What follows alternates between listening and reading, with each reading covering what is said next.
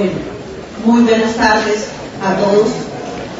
De verdad que nos sentimos, pero muy felices por este reencuentro, por poder estar compartiendo este banquete espiritual que nos llena de energía, que nos llena de fortaleza y que nos deja recargados para volver a nuestras casas espíritas a trabajar con ahínco, con tesón, a que convirtamos el movimiento espírita en una vivencia, en una práctica diaria del Evangelio.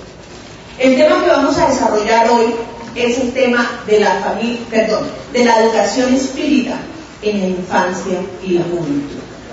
Un tema que, como dice el profesor Herculano Pires, el espiritismo debe trabajar el tema de la familia, de la infancia y la juventud de manera urgente.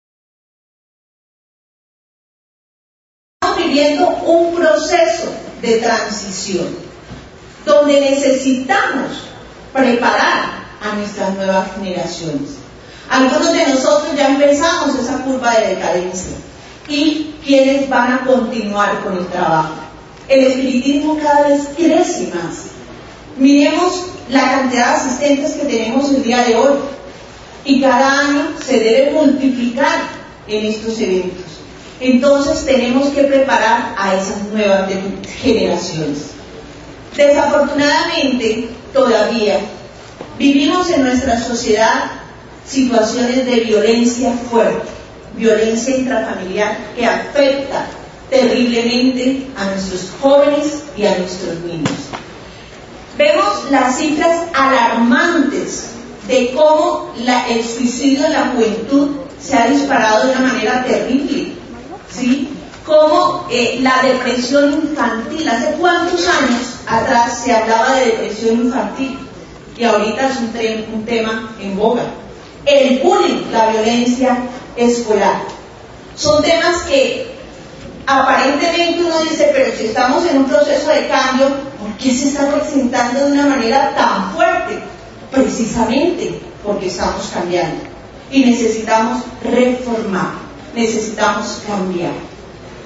En el libro de los Espíritus, en la pregunta 796, nos dice la espiritualidad superior que una sociedad depravada necesita leyes severas, pero desafortunadamente las leyes que tenemos en la sociedad tienden a castigar el mal hecho ya. Y lo que nosotros necesitamos es buscar caminos educativos de reforma para no llegar al mal. ¿Por qué en vez de pensar en crear leyes que castiguen, que condenen, por qué no pensamos en este proceso de transformación de la sociedad en crear estímulos para aquellas sociedades que están trabajando y se lucen por salir por sus comportamientos idóneos? ¿Cómo se logra? A través de procesos educativos, como nos lo dice nuestra amada Juana de Ángeles. El único antídoto que necesita la sociedad es la educación, pero no una educación tradicional, no una educación que se quede solamente en las paredes de las escuelas, no una educación materialista o una educación supuestamente espiritualista pero enfocada a los dogmas de la iglesia, o una educación filosófica. Necesitamos una educación que reúna todos los componentes morales, estéticos, sociales, personales, que ayude a la transformación de las nuevas generaciones. ¿Y cuál es el guía? ¿Cuál es el modelo para esa educación? Jesús, el Evangelio. Nos lo dice claro Emmanuel, en el libro El Consolador, en la pregunta 112.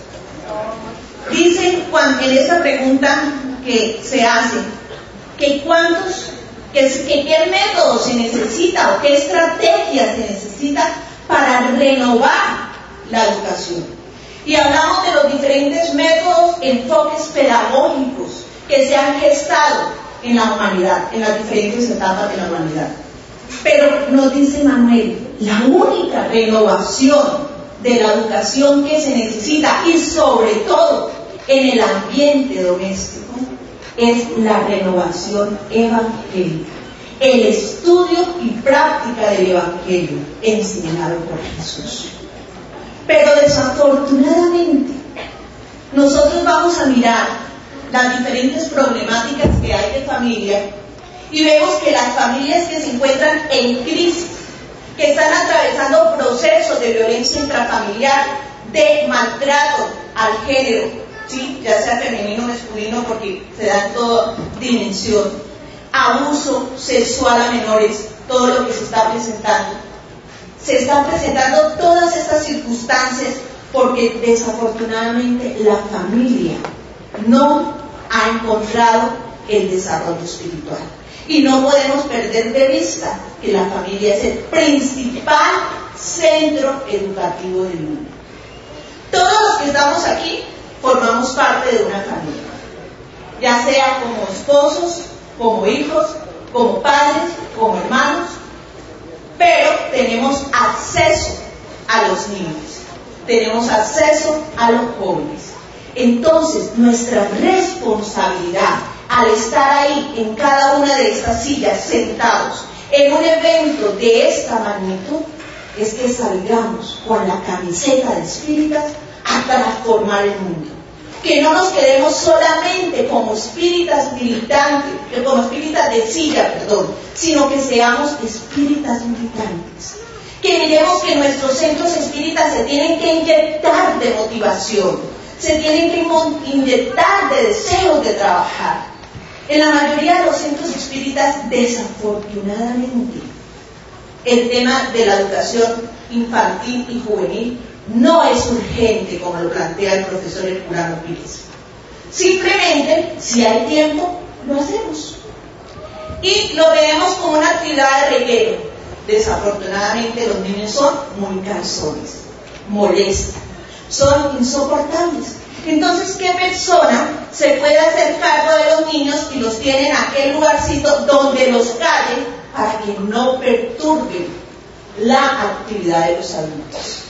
Y le damos más relevancia, más importancia al trabajo que debemos realizar con los adultos que al trabajo de los niños y de los jóvenes, porque lo dejamos en un segundo plano.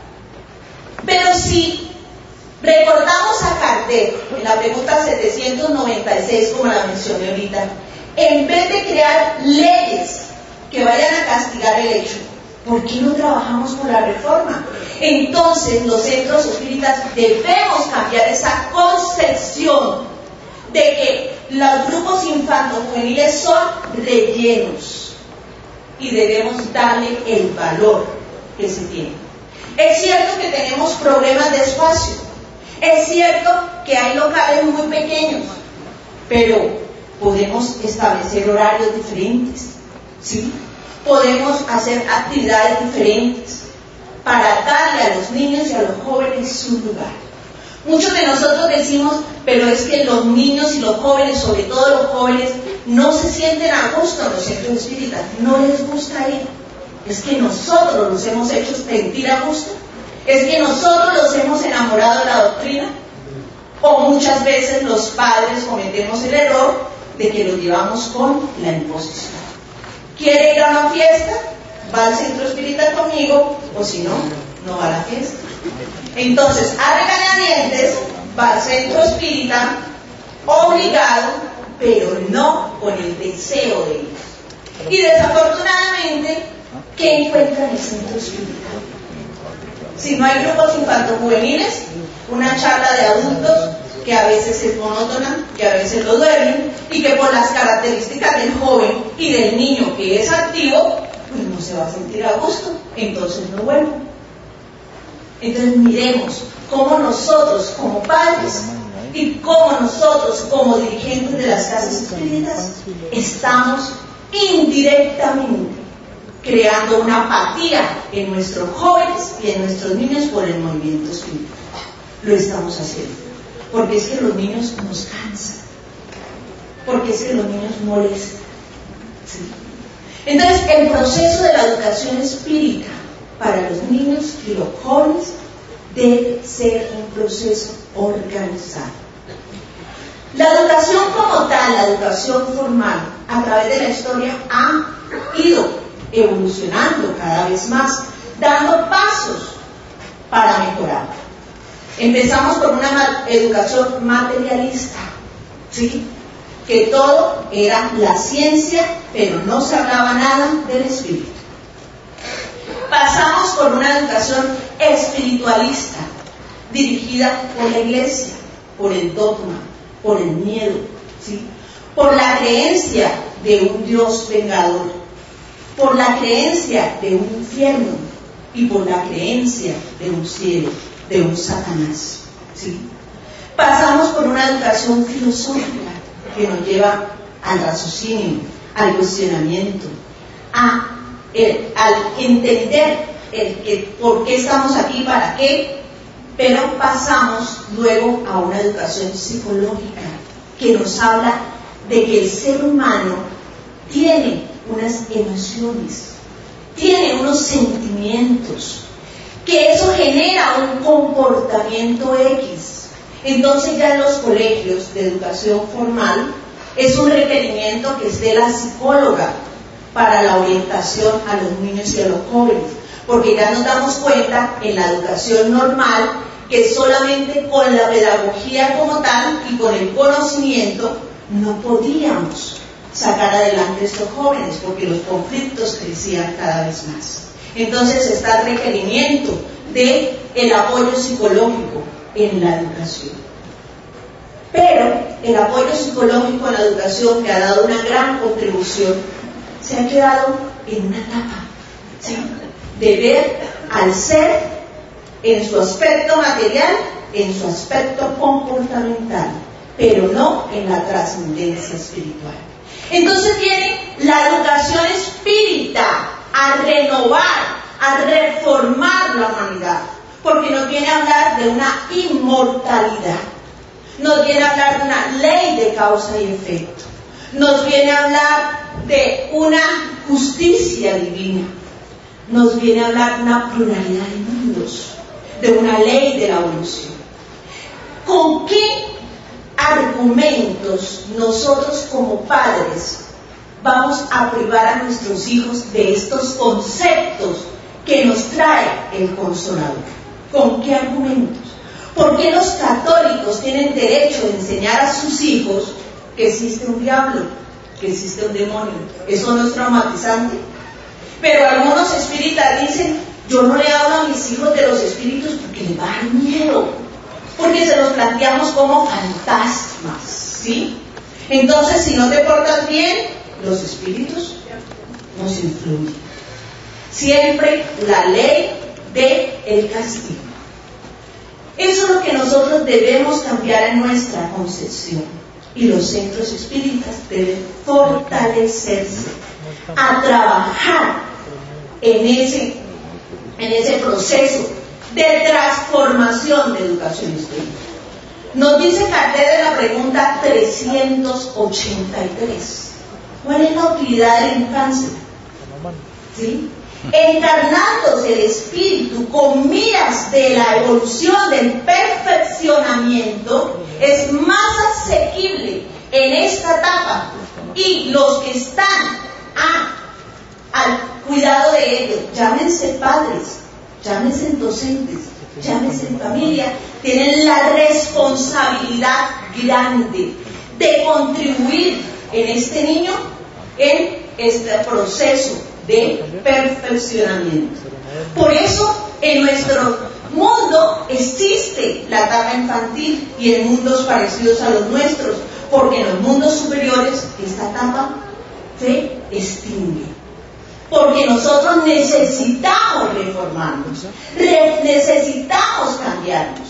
Por eso la etapa de la infancia y de la juventud es mucho más larga que otras etapas en nosotros, para ese proceso de cambio.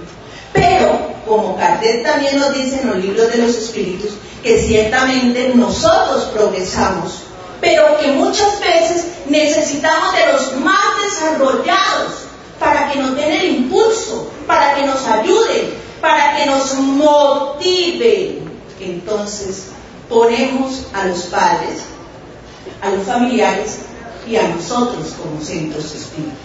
¿Estamos haciendo la tarea o no la estamos haciendo? Entonces recordemos, es urgente el trabajo en los grupos infanto-juveniles. En el libro de El Consolador que prometió Jesús, en la pregunta 109, Emmanuel nos dice que la etapa más propicia para modificar comportamientos, para reformar, para educar, para orientar, es la etapa de la infancia, de los primeros 7 años. Porque es un proceso en estos primeros 7 años donde el espíritu no está totalmente acoplado a su materia. Está en un proceso todavía en proceso de reencarnación, no está acoplado totalmente. Por eso el niño con facilidad ve los espíritus en su primera infancia. Por eso los niños hablan con el llamado amigo imaginario que nos habla la psicología, ¿sí? Y muchos padres espíritas ven a sus hijos hablar con su llamado amigo imaginario y nos da miedo explicarle que es un ser igual que nosotros, pero que no tiene materia. Entonces lo dejamos como el amigo imaginario, porque le puede causar temor, terror al niño, el fantasma, ¿sí? En estos primeros 7 años, el niño es como una esponja, absorbe todo. Él está moldeando su carácter, su comportamiento, sus sentimientos, pero siempre necesita un modelo. ¿Y quiénes son los modelos inmediatos? Sus padres. Entonces los padres nos convertimos en el espejo donde los hijos todos los días se reflejan. ¿Qué clase de espejos queremos ser nosotros? ¿Cómo queremos que esos hijos se reflejen? ¿Sí? ¿Cómo queremos que esos hijos se reflejen? ¿Qué queremos para la vida de nuestros hijos? Entonces, si hemos encontrado nosotros una doctrina consoladora, impartámosla. Nos dice también en el Consolador y en el libro de los Espíritus, en la pregunta 385, que la juventud, los jóvenes, en este proceso de juventud, de adolescencia que nosotros llamamos, que en los niños empieza a partir de los 12 años aproximadamente y en las niñas a partir de los 14, que no es una cifra, no es una edad absoluta, varía de acuerdo a la madurez psicológica, de la madurez espiritual, pero que en este proceso que se continúa el acoplamiento del espíritu a esa materia, en la adolescencia el joven se muestra inseguro, rebelde, inconforme, inconstante, inestable.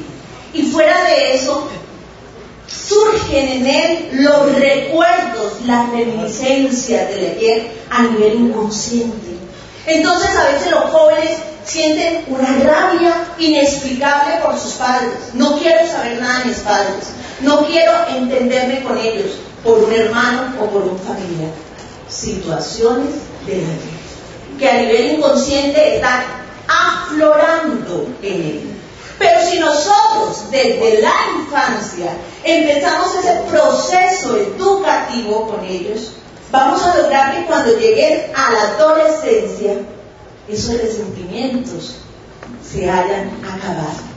Porque si de pronto, un ejemplo, en mi vida anterior yo aborté a ese joven o a esa niña y que en la etapa de la adolescencia brotan de su inconsciente todas esas reminiscencias y siente una rabia, un desprecio, un malestar por la que hoy es su madre, pero si esa madre desde temprana edad empezó a envolverlo en amor, en afecto, en auxilio, trabajó en los primeros años de vida para que se diera el perdón, porque a través del amor se logra el perdón. Entonces es fundamental, como decía María Montessori, y proceso educativo del niño empieza desde el vientre materno.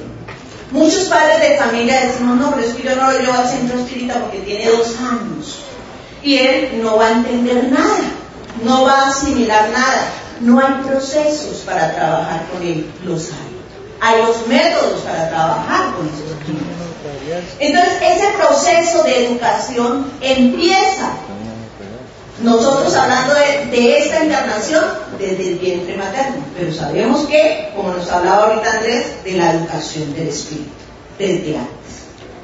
Entonces, es muy importante que como padres de familia empecemos a trabajar por este desarrollo espiritual de nuestros niños y de nuestros jóvenes. Ese proceso de educación espírita en la infancia y adolescencia, ese proceso no es un proceso aislado, es un proceso donde convergen varias instituciones sociales. Primero, la familia. Primer, centro educativo. Segundo, la sociedad.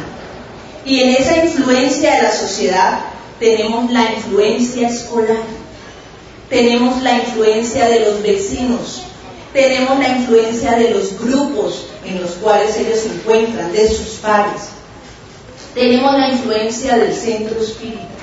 Entonces todos esos procesos convergen en una sola persona, llámese niño o llámese joven. Y por eso es que los niños a veces caen en una ambivalencia. En el centro espírita me dicen una cosa, pero mi padre o mi madre me habla de otra. ¿Sí?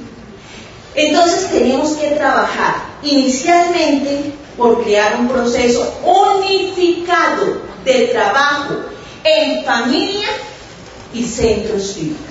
Por eso los centros espíritas deben proveer el apoyo familiar, la orientación familiar, el apoyo a los padres. Ninguno de nosotros somos padres y fuimos a una universidad para aprender a ser padres. ¿Sí? No tuvimos un conocimiento antes.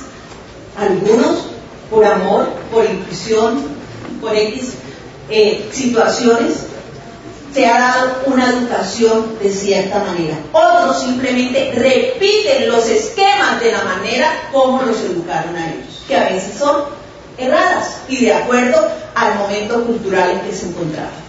Entonces hay que tener en cuenta que en los centros espíritas tenemos, en primera instancia, mirar la familia y trabajar un proceso educativo familiar donde le enseñemos a los padres a ser padres, donde le enseñemos a los padres la educación del amor, la disciplina con amor, porque hay 2 extremos: o caemos en el autoritarismo o ser muy permisivos, y la mayoría de los padres están en un extremo o en el otro, pero tenemos que buscar un punto de equilibrio, la disciplina amorosa. Entonces muchas mamás o muchos papás, porque el niño no se enoje, porque no me forme el llanto, porque no me forme aquí la pataleta, yo accedo a lo que diga y no enseño. El educar es un acto de amar, es el mayor acto de amar, el educar.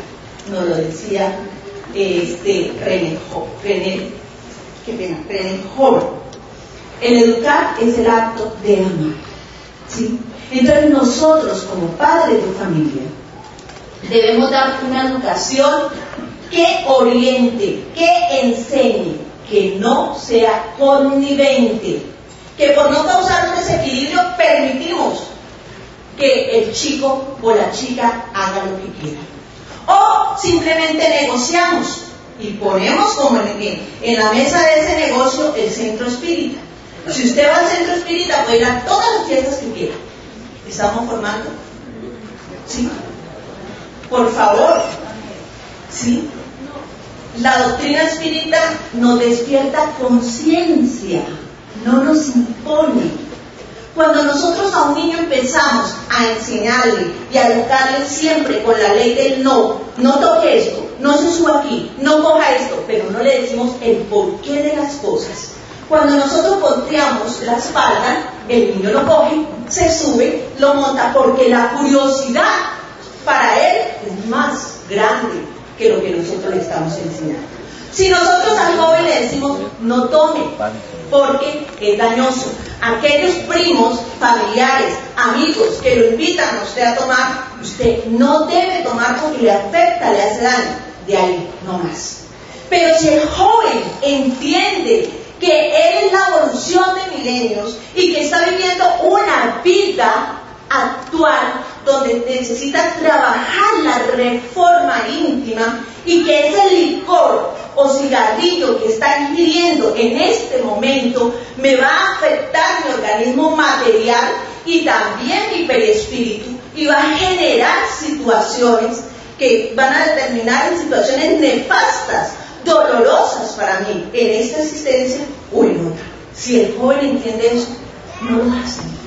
Entonces es importante que eduquemos para el desarrollo de la conciencia, no para el desarrollo de la imposición. Entonces la tarea principal con las familias. Primer centro educativo. ¿Por qué los espíritas sentimos tanto miedo de enseñar el espiritismo a nuestros hijos y a nuestros jóvenes, a nuestros niños, a nuestros jóvenes? De verdad, es exactamente como dice la hermana, un egoísmo inconsciente, porque el espiritismo es bueno para mí, me ayuda, pero para mí y para mi niño de pronto le trae problemas. Entonces sí lo aplico para mí, pero no permito que él disfrute de ese beneficio. Entonces somos padres egoístas inconscientes, ¿sí? Entonces es importante entender eso. ¿Cómo podemos compartir con nuestros hijos este conocimiento? Bueno, ya hemos hecho un trabajo en las casas espíritas con la familia. Ya estamos trabajando para que la familia realmente retome su papel como primer centro educativo, donde trabaje la terapia del amor, donde trabaje el afecto, donde los padres, más que ser una persona de terror, sea una persona que oriente, que ama, donde el hijo encuentra el verdadero apoyo, ¿sí? Entonces es fundamental este trabajo. ¿Qué más necesitamos para realizar este trabajo en las casas espíritas? Necesitamos capacitar personas. Entonces necesitamos formar dirigentes espíritas que puedan desarrollar este trabajo. Y como es un trabajo delicado, porque es un trabajo de formación, de dirección, no se lo podemos entregar a cualquiera. Entonces, empezamos a ver que para ser adoctrinador, orientador o guía de los grupos infantojuveniles tiene que tener un perfil. Primero, conocimiento doctrinario, importante. No le vamos a dar un trabajo de enseñar espiritismo a los niños o a los jóvenes a una persona que es neófita en el tema. No se lo podemos dar. Entonces, importante, fundamental, una persona que tenga dominio doctrinal, ¿sí? Que tenga el perfil, la empatía para llegar a los niños, a los jóvenes, que sea una persona simpática, amorosa, que sepa llegar a ellos, que les guste, porque a veces por llenar esos espacios y por decir que tenemos en nuestras casas grupos infantojuveniles, le decimos al que primero aparece. Entonces es una persona que los niños lo desequilibran y empieza a trabajar con los chinitos, y el niño, como es activo, corre por allá, corre por acá, pregunta el por qué, esto, yo quiero saber esto, yo quiero hacer otro, y la persona se estresa, se desespera. ¿Cómo será el ambiente psíquico de ese grupo infantojuvenil con una persona estresada, con una persona que no se apasione por esta tarea, que no quiera hacerlo, sino que simplemente la aceptó por quedar bien en la casa espírita? ¿Qué podemos estar dando para este proceso de formación? Hay que analizar. personas que le guste, que le apasionen este trabajo con los niños y con los jóvenes, que conozca las características. Entonces tenemos que capacitarlos. A nuestras casas espíritas llegan muchos pedagogos perfectos, saben de pedagogía, saben de educación formal, saben de métodos pedagógicos, de los diferentes enfoques, pero ¿saben de pedagogía espírita? Hay una diferencia. Entonces tenemos que capacitarlos en pedagogía espírita, teniendo en cuenta la educación del espíritu, ¿sí? Entonces es fundamental esa capacitación. Hay cursos. Esta es una charla que nos lleva a la reflexión, a la motivación, pero la técnica, los cursos existen. Es importante que nosotros queramos acceder a ellos y capacitarnos para lograr esta preparación. Entonces hay cursos para preparar al dirigente en el área infanto-juvenil, que conozca de psicología evolutiva, que conozca el aporte de Piaget en el desarrollo de los niños en la etapa sensoromotora, que conozca que el niño va de una etapa sensoromotora a una etapa práctica, a una etapa de representación, para llegar a una etapa simbólica. Entonces debemos capacitarnos. ¿Cómo lo vamos a hacer? Porque es que no vamos a ver el niño en solamente el nivel instructivo, sino el nivel educativo. Kardec nos lo dice bien claro en el libro Obras Póstumas. Es por la educación, más que por la instrucción, que se regenera a la humanidad. El nivel instructivo es la parte técnica, el dar el conocimiento, pero la educación como tal es el conjunto de la enseñanza para todas las dimensiones del ser. Si partimos del hecho de que somos seres holísticos, que tenemos una dimensión biológica, que tenemos una dimensión sociológica, que tenemos una dimensión psicológica, una dimensión ecológica y una dimensión espiritual, la educación debe estar enfocada en todas esas dimensiones del ser. Entonces debemos entender y preparar a nuestros dirigentes espíritas en esta área. Fundamental. Que desarrollen el amor, que sepan escuchar. Al niño y al joven hay que dedicarles tiempo, hay que escucharlos, hay que sentarse con ellos a jugar. María Montessori nos hablaba de las escuelas didácticas y hizo un aporte grande, donde teníamos que buscar una motivación en las escuelas infantiles. ¿Cuál es esta motivación? Yo no voy a recibir a un grupo de niños de primera infancia en unas paredes limpias, en unas sillas incómodas, donde los niños se tienen que sentar rígidamente y donde el docente o la persona que está coge el texto y voy a hablarles de un cuento y empiezo a leer el cuento. Entonces, Simón el Gobito llama al pastelero: a ver los pasteles, los quiero comprar. Mientras que el instructor hace eso, el niño sale volando, empieza para un lado, para otro. Pues de lógica se va a crear la indisciplina. Entonces tenemos que tener ambientes propicios, salas para los niños llamativos, donde les tengamos decoradas las salas, donde tengamos material, sillas para ellas apropiadas, donde si yo voy a enseñar una tarea o una clase, no me voy a poner a leer porque para ellos los cansa. Simplemente me voy a poner a hablarles, a expresarles, les voy a contar el cuento, empiezo la técnica de cómo contar un cuento para un niño de 3 a 5 años, donde trabajo improvisación, donde trabajo con ellos la mímica, el cambio de voz, donde trabajo muchas cosas para que el niño se motive, ¿sí? Nos decía también María Montessori que esta parte del cuento en los niños es fundamental en sus primeros años de vida para lograr luego transformaciones mayores, entendimientos mayores, más profundos. Entonces empecemos con los niños. A través de un cuento yo puedo enseñar la ley de la reencarnación. A través de un cuento puedo enseñar todo lo que el espiritismo como tal nos enseña. Entonces, importante la formación del niño, de las personas que van a dirigir. ¿A quiénes le vamos a enseñar? A los niños y a los jóvenes. ¿Qué les vamos a enseñar? Espiritismo. ¿Cómo se lo vamos a enseñar? ¿Qué recursos vamos a utilizar? Todo esto necesita de una programación. No debe haber improvisación en ningún momento.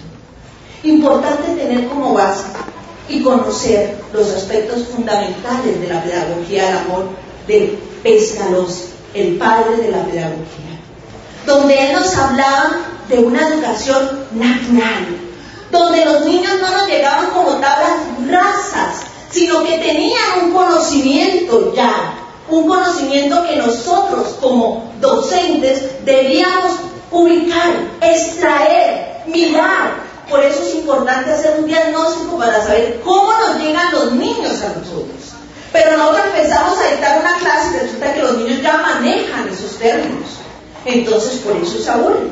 Entonces es importante mirar a los niños como espíritus en evolución, con bagajes anteriores, con conocimientos anteriores, para que el maestro deje de ser un maestro autoritario que se pare siempre en la tribuna a mandar y pase a tomar la posición que nos decía Pestalozzi.